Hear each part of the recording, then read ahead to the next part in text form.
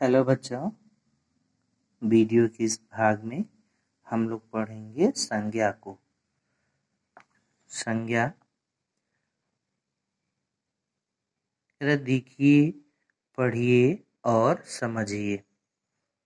पिताजी कल अमेरिका जाएंगे। रूपाली आइसक्रीम खा रही है। कबूतर दाना चुग रहे हैं और मित्रता अनमोल धन है। ऊपर लिखे वाक्यों में रंगीन शब्द किसी वस्तु, प्राणी, व्यक्ति, स्थान या भाव के नाम है। नाम है ये पिताजी, प्राणी अमेरिका देश का नाम है, रूपाली आइसक्रीम किसी वस्तु का नाम है, और कबूतर पक्षी हैं दाना चुग रहे हैं, और मित्रता ये भाव को व्यक्त कर रहा है। तो हम इन्हीं को क्या कहते हैं? संज्ञा कहते हैं। कह रहा है कि ऊपर लिखे वाक्यों में रंगीन शब्द किसी वस्तु, प्राणी, व्यक्ति, स्थान या भाव के नाम हैं। ये सभी शब्द संज्ञा शब्द हैं। अर्थात हम ये कह सकते हैं कि किसी वस्तु, व्यक्ति, प्राणी, स्थान तथा भाव के नाम को संज्ञा कहते हैं। संज्ञा के भेद। संज्ञा के मुख्यतः 3 भेद हैं। पहला व्यक्तिवाचक संज्ञा है, दूसरा जातिवाचक संज्ञा और तीसरा जो है वो भाववाचक संज्ञा। व्यक्तिवाचक और व्यक्तिवाचक यानी जो किसी विशेष व्यक्ति के बारे में बताता है। जिस शब्द से किसी विशेष व्यक्ति के, वस्तु के, स्थान के बारे में पता चलता है, बोध होता है उस शब्द से, तो उस शब्द को हम व्यक्तिवाचक संज्ञा कहते हैं। और जातिवाचक संज्ञा जिस शब्द से जो है वो उसकी पूरी जाति का बोध होता है, जिस शब्द से उसकी पूरी जाति का बोध होता है तो वह जातिवाचक संज्ञा है। उस शब्द को हम कहेंगे। अब भाववाचक संज्ञा, और जिन शब्दों से भाव का बोध होता है तो उसको हम भाववाचक संज्ञा कहते हैं। आइए देखते हैं आगे। पहला देखिए व्यक्तिवाचक संज्ञा। व्यक्तिवाचक संज्ञा, सेंटेंस दिया हुआ है, वाक्य दिए हुए हैं। क है ताजमहल आगरा में स्थित है। तुलसीदास ने रामचरितमानस की रचना की। अखिल और निखिल भाई हैं। गंगा हिमालय से निकलती है। यानी ये ताजमहल, आगरा, तुलसीदास, रामचरितमानस, अखिल और निखिल, अखिल निखिल, गंगा, हिमालय, ये सभी ये जो शब्द हैं ये क्या है? ये संज्ञा है। इन वाक्यों में ताजमहल, आगरा, तुलसीदास, रामचरितमानस, अखिल निखिल, गंगा और हिमालय किसी विशेष वस्तु, व्यक्ति या स्थान के नाम है।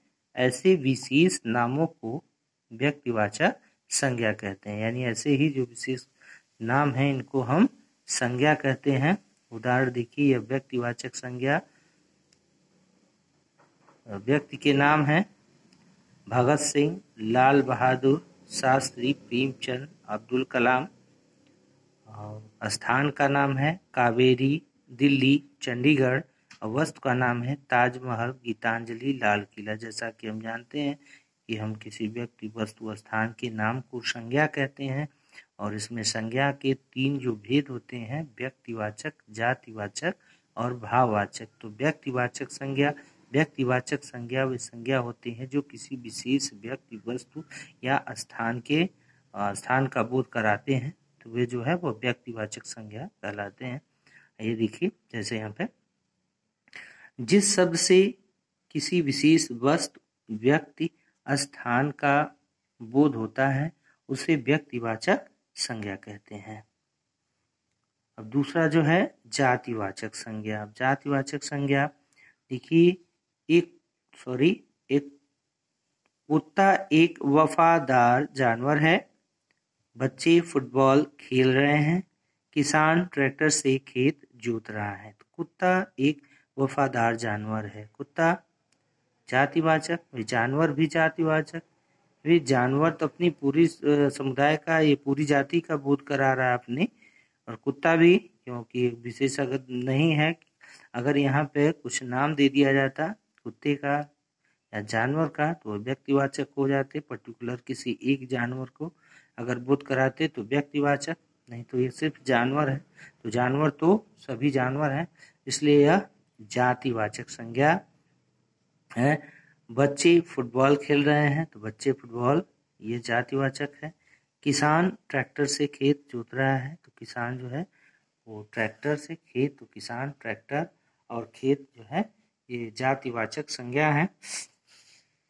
ऊपर लिखे वाक्यों में कुत्ता, जानवर, बच्ची, फुटबॉल, किसान, ट्रैक्टर और खेत ऐसे शब्द हैं जिनसे उनकी पूरी जाति का बोध होता है, ये जातिवाचक संज्ञा कहलाते हैं।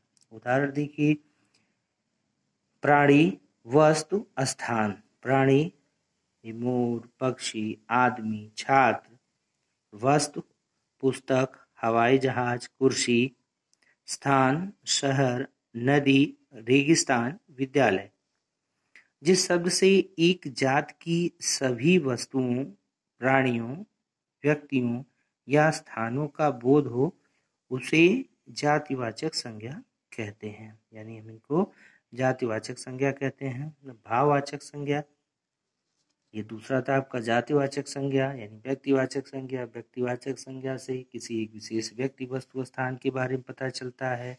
जातिवाचक संज्ञा से उसकी पूरी जाति का बोध होता है इस शब्द से। जातिवाचक संज्ञा, भाववाचक संज्ञा, वह भाव व्यक्त करेगा, भाव को बताएगा। देखिए इसमें सेंटेंस दिया हुआ, सबसे प्रेम करो। कश्मीर अपनी सुंदरता के लिए जाना जाता है। बुढ़ापे में स्वास्थ्य खराब होने लगता है। गांधी जी सत्य और अहिंसा के पुजारी थे। तो सबसे प्रेम करो, ये प्रेम जो है यह भाववाचक संज्ञा है। सुंदरता भाववाचक संज्ञा है। बुढ़ापे और स्वास्थ्य जो है ये भाववाचक संज्ञा है। सत्य और अहिंसा, सत्य अहिंसा जो है यह भाववाचक संज्ञा है।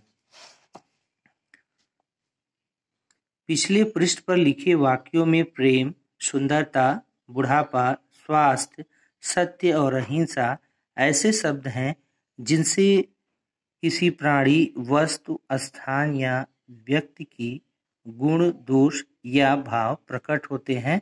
ऐसे शब्द भाववाचक संज्ञा कहलाते हैं। उदाहरण देखिए, भाव, परोपकार, दयालुता, अहिंसा, प्रेम, शांति। गुण या दोष में बुद्धिमानी, मूर्खता, चतुराई। अवस्था में बचपन, बुढ़ापा, यौवन, शैशव, और स्वाद में खटास, मिठास, यानी ये सारे जो है ये भाववाचक संज्ञा के अंतर्गत आएंगे। ये सभी जो है भाववाचक संज्ञा है। अर्थात हम ये कह सकते हैं कि जिस शब्द से किसी के गुण, दोष, अवस्था, स्वभाव, दशा आदि भावों का बोध हो उसे भाववाचक संज्ञा कहते हैं। कुछ संज्ञाएं मूल रूप से भाववाचक संज्ञाएं होती हैं।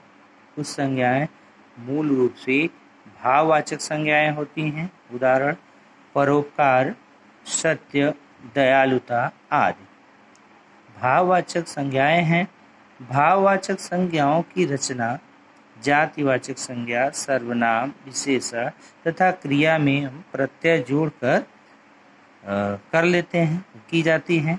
इसमें जो है भाववाचक संज्ञा बनाने के जो नियम दिए हुए हैं, देखिए हम क्या करते हैं, जातिवाचक संज्ञा से और सर्वनाम से, विशेषण से, क्रिया से, इन सबको क्या करते हैं, हम इसमें प्रत्यय जोड़ करके जो है वो भाववाचक संज्ञा को हम बना लेते हैं। देखिए यहाँ पर जातिवाचक संज्ञा से भाववाचक संज्ञा बने हुए हैं। जातिवाचक संज्ञा है मनुष्य।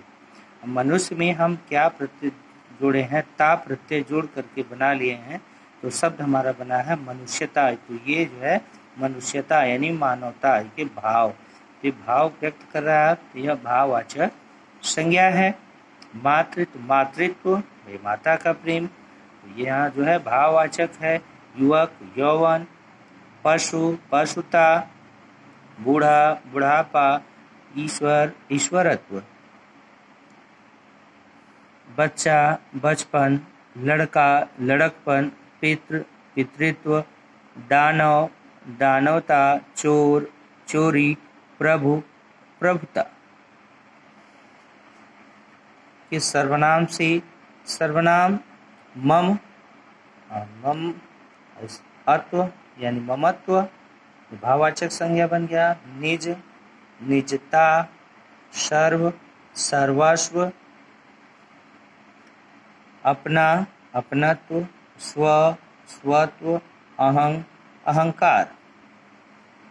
देखिए ये सर्वनाम से जो है ये भाववाचक संज्ञा बना हुआ है, इसमें हम प्रत्यय जोड़ करके इसको भाववाचक संज्ञा बना लिए हैं। विशेषण से विशेषण अच्छा, भाववाचक संज्ञा क्या हो जाएगा? अच्छाई, आई प्रत्यय जुड़ जाएगा, इसमें भी आई प्रत्यय जुड़ जाएगा। बुरा से बुराई हो जाएगी, तो ये बन जाएगा भाववाचक संज्ञा।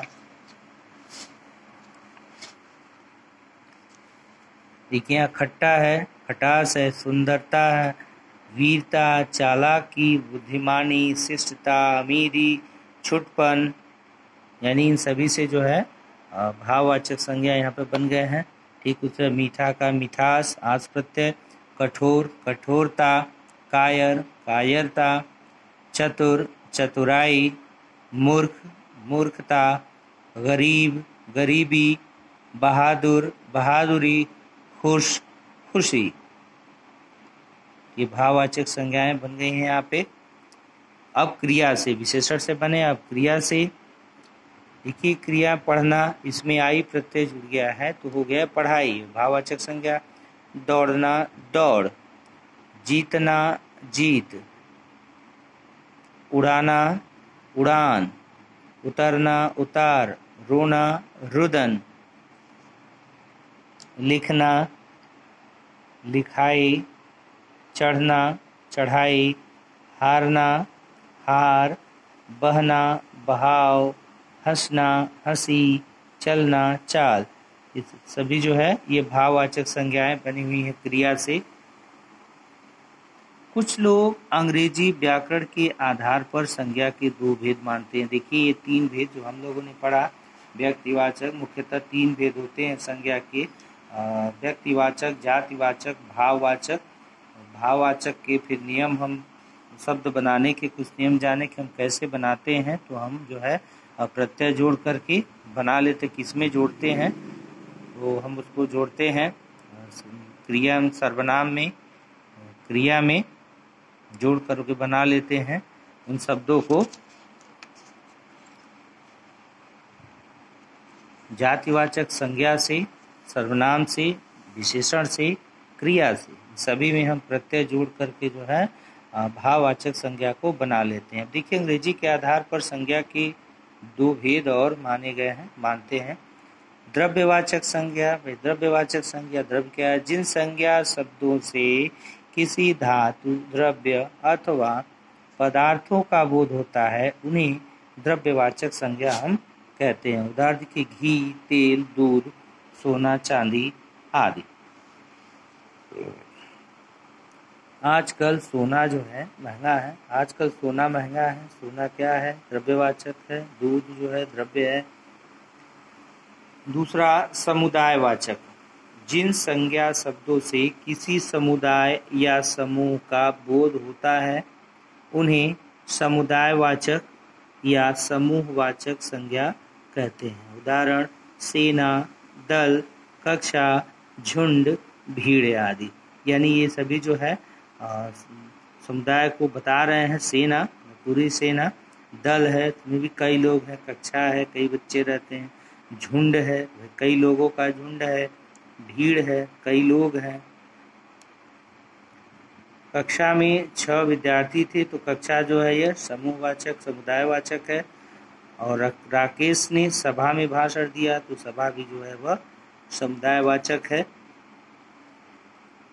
संज्ञा जो है कंप्लीट हुआ है। तो आइए अब हम जानते हैं कि अब तक हमने इस चैप्टर में क्या सीखा। किसी वस्तु, व्यक्ति, प्राणी, स्थान तथा भाव के नाम को संज्ञा कहते हैं। संज्ञा के 3 भेद होते हैं, व्यक्तिवाचक संज्ञा, जातिवाचक संज्ञा तथा भाववाचक संज्ञा। किसी विशेष व्यक्ति, वस्तु या स्थान का बोध कराने वाले शब्द जो है वो व्यक्तिवाचक संज्ञा कहलाते हैं। जिस संज्ञा शब्द से एक ही प्रकार के सभी व्यक्तियों, स्थान या वस्तुओं का बोध हो उसे जातिवाचक संज्ञा कहते हैं। जिस शब्द से किसी के गुण, दोष, दशा, अवस्था, स्वाद आदि का बोध हो उसे भाववाचक संज्ञा कहते हैं। जातिवाचक संज्ञा सर्वनाम, विशेषण तथा क्रिया से भाववाचक संज्ञाएं बनती हैं। जातिवाचक संज्ञा सर्वनाम, विशेषण तथा क्रिया से भाववाचक संज्ञाएं बनती हैं। तो ये संज्ञा जो है समाप्त हुआ चैप्टर जो है। फिर आगे के वीडियो में इसके प्रश्न उत्तर को हम चर्चा करेंगे। और आज के लिए बस इतना ही है। तो so student, take care, bye bye.